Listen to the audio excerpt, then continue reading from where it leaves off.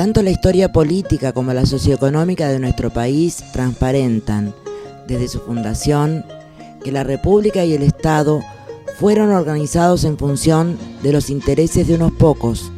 A pesar de los intentos y las resistencias de las mayorías populares con sus referentes y líderes, un país excluyente, dependiente y para pocos fue consolidándose desde los mismos inicios de nuestra institucionalidad como nación, en base a genocidios y catástrofes a la que nos arrastró una minoría oligárquica, egoísta y estúpida.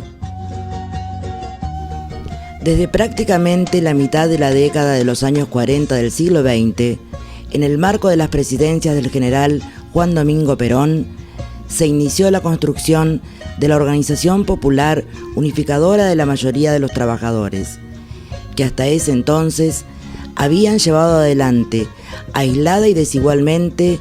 luchas reivindicativas sectoriales encabezadas por anarquistas, socialistas, comunistas y en algunos casos por sectores del radicalismo, sufriendo por ello violentas y sangrientas represiones desarrolladas en el marco del terrorismo implementado por el Estado Nacional y por estados provinciales. A partir de la mencionada construcción, comenzaron a registrarse avances sustantivos en la resolución de los conflictos gremiales sectoriales, acompañado de la construcción de un futuro que debía ser para siempre de felicidad del pueblo y de grandeza de la nación. Desde el primer momento, tanto dichos avances como los objetivos citados encontraron serias restricciones por el accionar de las viejas oligarquías y sus socios y aliados internos y externos. Este conjunto opositor, con el correr de los años, logró debilitar la organización popular, hasta llegar a la situación actual de atomización de ella, lo que fue logrado, entre otras cuestiones, por el moderno genocidio perpetrado por el terrorismo de Estado. Es que nuestra historia no empezó en 2003, ni mucho menos en la década del 70. Por lo expuesto, resulta imprescindible retroceder en el tiempo para encontrarse ante la imagen del futuro que se intentó construir en la segunda mitad de los años 40, en el primer quinquenio de los 50 y en un breve lapso que formó parte del primer quinquenio de los 70, todo ello del siglo XX. Y desde esa imagen del futuro, actualizar los objetivos y las estrategias necesarias para retomar su construcción, poniendo en ello todo nuestro esfuerzo para que la concreción de aquella se realice en el menor tiempo posible, posibilitando así que el goce de los beneficios de dicho futuro sea una realidad no solo para las futuras generaciones, sino también para las que actualmente habitan en el suelo de la patria. No hace tanto tiempo, prácticamente habían solamente dos bloques que se disputaban el poder a nivel mundial, y dos bloques que se venían configurando ya desde la época de la colonia. Es decir, que todavía existe, como consecuencia de eso,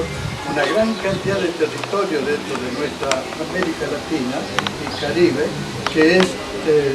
donde ejerce la soberanía Inglaterra, Estados Unidos, Holanda, los Países Bajos, digamos en general,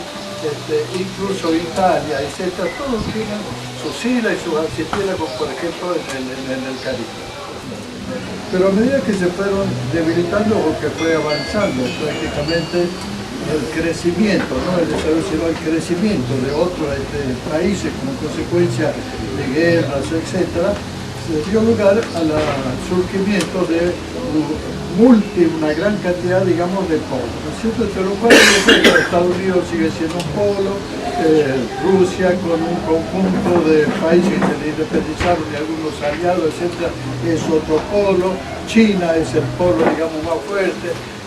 Japón continúa en el gobierno del mundo, en el gobierno de la parte del sistema mundo que se reserva, sino por la gran riqueza que tiene en recursos naturales, aguas, etcétera, etcétera. Entonces ahí en ese BRIC está Está Brasil, está Rusia, está la India y está China. Pichones de países imperialistas contra algunos de los cuales realmente vamos a tener que pelear luego acá y cada vez con mayor fuerza en el país. Porque eso que contaban de las tierras, el Río Negro, es una cuestión que se encuentra en Chubut, en Santa Cruz, en Salta, en Jujuy, con el tema del litio, en Santiago de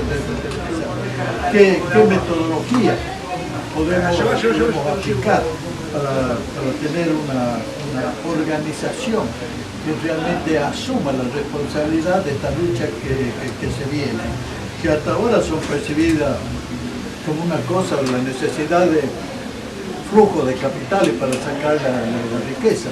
pero nada de lo que se dice como justificativo para hacer la explotación que se está haciendo de los recursos naturales realmente tiene ningún tipo de asidero, porque si es por ocupación de mano de obra, mentira que se genera ocupación, si no, no veríamos en este momento el carnaval de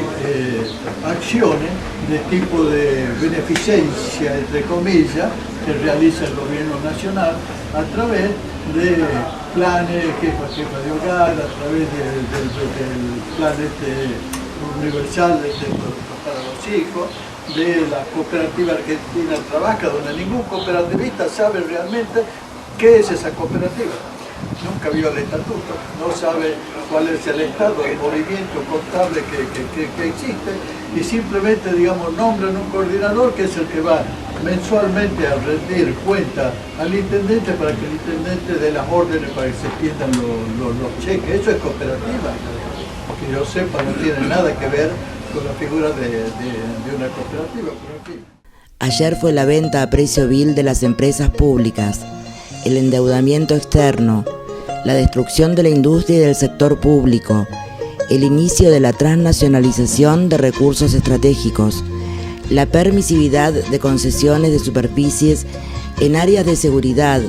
entre muchos otros hechos aberrantes. Pero hoy es el monocultivo de la soja, la concentración de recursos naturales en pocas manos nacionales y extranjeras, la permisividad para la transferencia al exterior de los petrodólares y los minerodólares,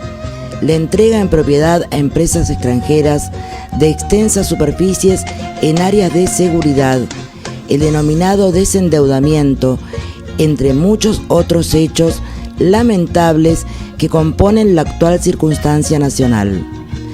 Es decir, en ambas situaciones aumentó la desigualdad social, la desocupación estructural y la consolidación de una estructura socioeconómica que dista mucho de ser nacional y popular. No existe un bloque opositor en términos económicos internacionales que le plantee una disputa, por eso la estructuración de extracción de los recursos naturales a los países periféricos o subdesarrollados. Sí existe como única probabilidad para ellos, en contra, de que alguno de esos países se plantee una estructura social o política o institucional que le pueda hacer